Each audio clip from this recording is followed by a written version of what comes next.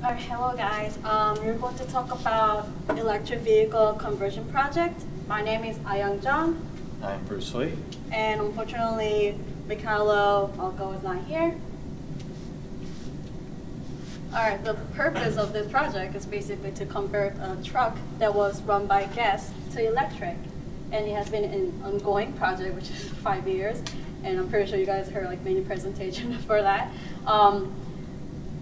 And I'm going to briefly talk about what happened during Wintership, because to able to talk about everything on the truck, I might need like 2 hours for that, because it's very, very complicated to talk about the motor and how we took out the engine and how we trick it to run it with the transmission still in there and so on.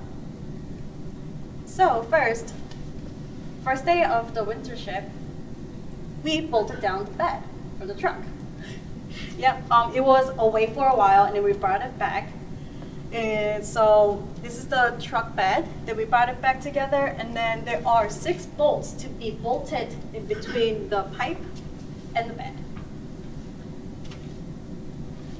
Also, in terms of the battery itself, we had to make sure the battery's dimensions were measured so that we can get the spacing for the CAD model itself. Like, you know, we need to make the CAD model the battery box so we can place it onto the truck. Go on. For this is the battery that we use, and we thought we need about 36 batteries, but then we found out that the control for the battery could uphold to 48 battery boxes. And this is from China, and they give it to us charged. So it's really dangerous to work with if it's charged. And so this is about 12.6 pounds, and then times 48 is about 600 pounds onto the truck. As a result, we had to prematurely move the batteries from outside the truck into the truck here. This is just a temporary mock-up of what our battery arrangement will be. At the moment, it was 3 by 12, but the final outcome will be 3 by 16. A total of 48 batteries. Each of them will be 3.2 volts. Yeah. Yeah. Now, we had to make sure each of the, as Ayang said, the project lasted for 5 years at the moment.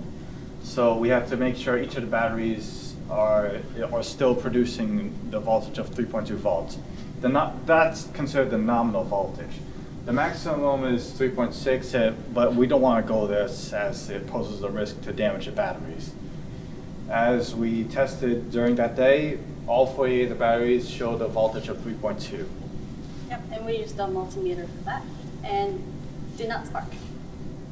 We didn't die, basically. So, because it did spark in the morning when we tried to take it out, so that was very dangerous. And this shown is installing the battery management system, which is aka BMS. And as you can see, the wires over here, and they're connected to the battery because we want, each battery boxes, because we want to know which battery boxes is full, which battery boxes are not full.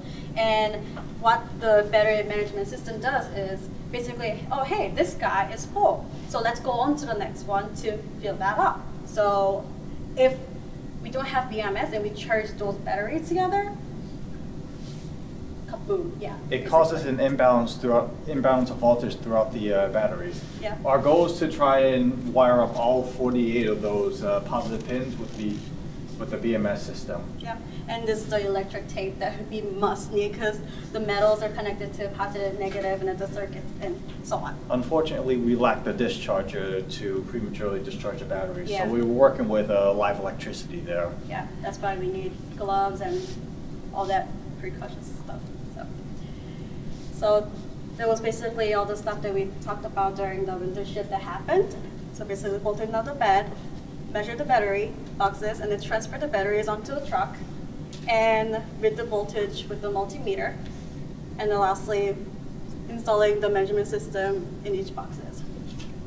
So our goals are fully install the BMS, and after that we have to program onto the main box that, hey, like this is what needs to be done, and there are about 48 batteries.